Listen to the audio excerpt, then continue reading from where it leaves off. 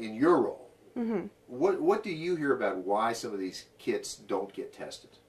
Well, I can't speak too much about what kind of barriers the agencies encountered leading up to now as to why they weren't tested. What I can say is that once that grant funding became available, the law enforcement agencies and their crime labs have worked really hard to rectify the situation. So what we've seen is a lot of effort on their behalf, a lot of communication with us about what they were doing and how their processes were improving in order to make sure that they got caught up and then have something in place so that it doesn't continue on.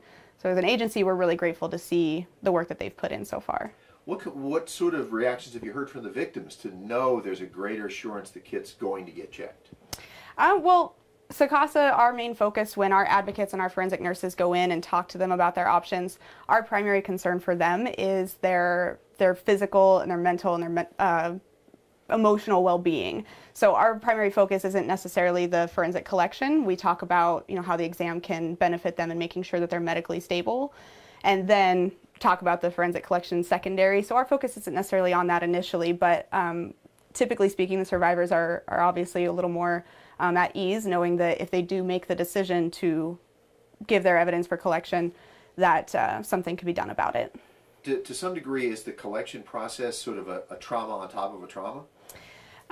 Trauma is relative to who's experiencing it, so I can't speak for all survivors, but certainly for many it could be an additional piece to their trauma. However, our advocates and our forensic nurses are trained in trauma-informed care, so they know not to expect one reaction from a survivor, and they're equipped to provide that support and that comfort throughout the process to hopefully minimize any additional trauma that comes with the process. So every case, every reaction is going to be unique? Absolutely. So how did some of the victims react to the idea that just because they did the evidence collection, wasn't always an assurance that that collection kit was going to go any farther than that? Again, that's not necessarily... We don't have to worry about the kits not getting tested now with the funding that's in place. They're all supposedly getting tested at this point. So it's not a conversation that we have to have anymore with our survivors. However, again, our focus was more on empowering the survivors. This is your experience. This is what's within your control now. We can send for collection or not. Whatever your option, whatever your choice is, we support that. But it's really more about making sure that we support them in their path to recovery, whatever that looks like, and focusing on what's within their control versus, the pieces that may not be. Fair to say it was encouraging to learn that the tests, the backlogs being taken care of, and future kits, new kits are being actually analyzed. Yes, I think that's very encouraging for our survivors. Now, has the word started to reach some of the survivors that, yes, convictions are starting to happen from this? So surprisingly, we haven't had an increase in our crisis line just yet in response to specifically some of the cases that have showed up in the news recently.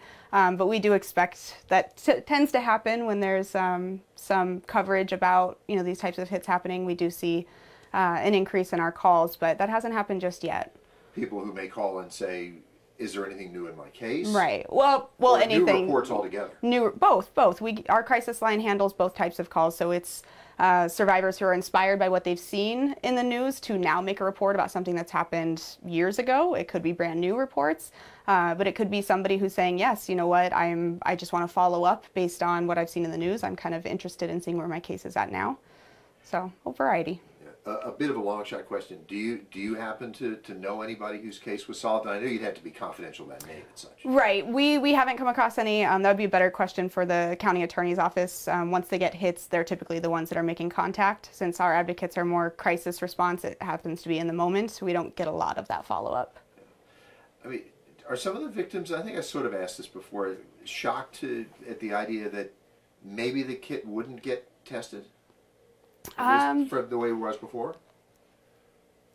I guess that would be hard to say. I think that's depending on the survivor. Some their focus isn't there, so they're not even really worried about that. It's more about their emotional state. But I don't want to speculate and speak on behalf of all survivors for that one. But now that the backlogs are being worked on, right, has that sort of changed the whole atmosphere around this issue to some degree? I think it's providing some feelings of hope that there's an increased chance that individuals are going to be held accountable for these crimes, that our community isn't standing for this type of crime in our neighborhood. So I think in that way, yes. Does it also make victims a little more courageous about coming forward as opposed to just saying, oh, what's the use? That would be speculation. We do know still that the majority of sexual assaults are going to go unreported, but we have had some survivors say that they were inspired by things that they've seen or stories that they've heard of others making reports, so we know that it can have an influence. Are there things members of the general public should be doing right now to try to make sure that this trend continues? Generally speaking, being a part of these conversations, not shying away from them, just being really aware of the issues, helping advocate for and believe in survivors and their stories, and holding people accountable for the whole spectrum of sexual assault, from harassment and stalking all the way through to rape.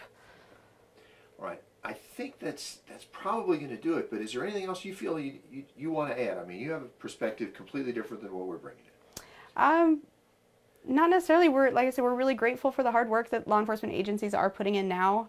Our survivors are it's really important for our survivors to know that there's a community behind them. It's not just SACASA. We don't do this alone, right?